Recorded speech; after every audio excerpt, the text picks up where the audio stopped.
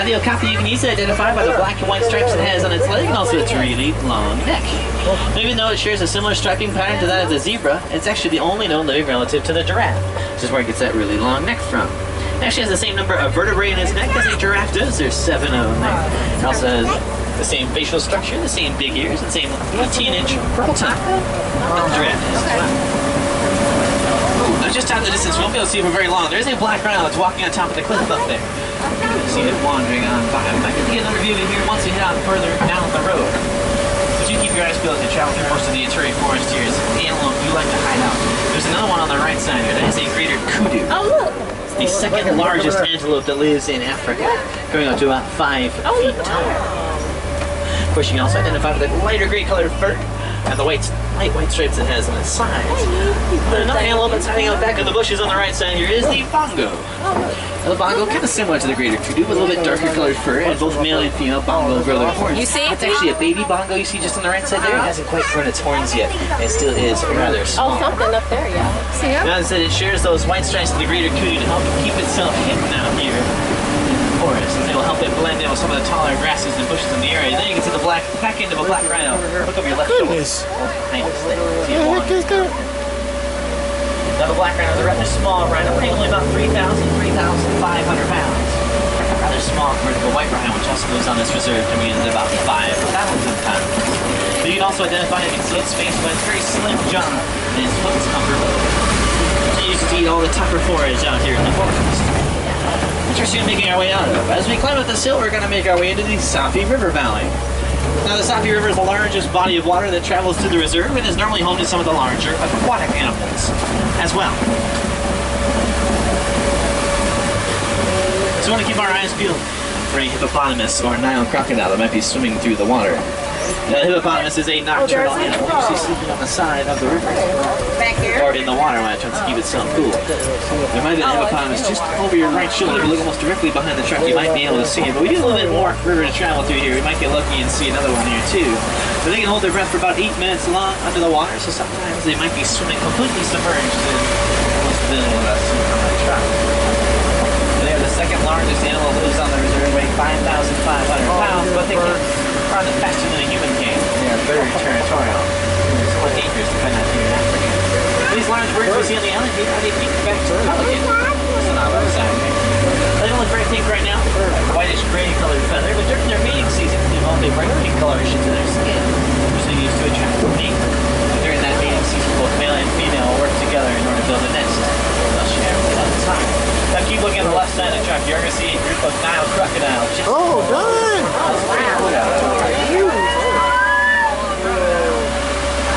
God. Now, Nile crocodiles are very large reptiles, running about 18 to 20 feet long. It's about as long as a giraffe is tall. That crocodile out there with its mouth wide open isn't looking for a treat. It's trying to cool itself down. They're cold-blooded animals and very sensitive to temperature changes. And you have to remain stable, especially over this bridge in the crocodile. So they open their mouths like that in order to cool themselves down. It cools down the blood that travels through their mouths and also helps evaporate some of the water out through their tongues. And the easiest way to tell the difference between a crocodile and an alligator is by looking at their teeth or when their mouths are closed. You can see both upper and lower set of their teeth. Compared to the alligator, which you don't see the upper set. Of course, they have a very powerful bite. One that is strong enough to break bone with a swift movement of their jaws. Now we're going to soon enter the savannah, and you're going to make our way out of the Safi River Valley. The savannah is home to some of the more famous animals that live out here on the reserve, such as the giraffe, the zebra, maybe even the cheetah. Ooh, cheetah. Possibly the elephant out here too. Let's keep our eyes peeled as we travel further into the savannah. The savannah is known as the superhighway of Africa, home to many different migratory animals, some of which will travel to 1,000 miles across the continent.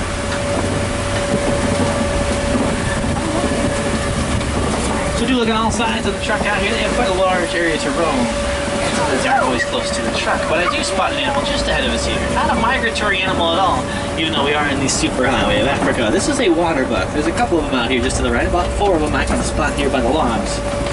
They are non-migratory, spend the majority of their lives by the water, which is where they get the name water buck. And that shaggy fur that they have is covered in a very thick and somewhat smelly oil, which acts as a waterproofing, allowing them to hop in and out of the water and still remain dry if they live nearby. You can also identify them by the white ring that they have around their tails, too. if you look on the left side of the truck, just over these bushes here, you can't see a spotted hyena that's laying down there in the ground. Now, spotted hyena are nocturnal hunters normally. They are asleep during the daytime. You can see this one is wide awake and moving around. Move up just a little bit. Might be able to get a better view of it just past these. Back. Eating something. They hunt during the evening. Of course, they ask me, Mr. That's laugh. Do 11 different vocalizations. Beyond just that laughing, yipping sounds as well. Now, they have a matriarchal society. One that is controlled by the female. There's another one laying down on the rocks there, too.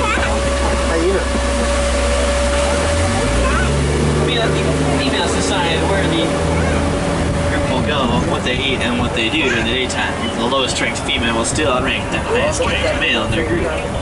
Now we're also going by some termite mounds here as we travel on down the road. The termites live in this part of the reserve, making these mounds out of dirt and dung that they find in the area. There's a very large one here on the left side. The largest I've seen in recent memory. So they eat these mounds out of dirt and dung. You see with their saliva, they make these large mounds to live in. As they sit out here in the African sun, they begin to bake and become as hard as concrete. It's not only the termites like to use them, but quite a few other animals like to use them as a scratching post as well. Now, on the left side of the truck is the largest antelope in Africa. That's a Patterson Zealand. By those logs, with the straight horns. Not quite as big as the Ankole cattle they're next to you. In fact, that's a male one that's wandering on by that truck there on the left side. They grow to be 2,000 pounds when fully grown and measure up to 6 feet tall at their shoulder. Now, male and female Zealand will grow their horns. The easiest way to tell the difference between the two is by their size. The male will grow to be 2,000, the female only half that, about 1,000. Now these other animals here with the really long horns are the Ankole cattle. They have about a 6-foot long horn from tip to tip. Wow. And they're the only domesticated animal that lives here on the reserve. Domesticated by the Watusi tribe. They're also called the Watusi cattle. And just on the left side of the truck is that very large male Patterson Zealand on the left side here.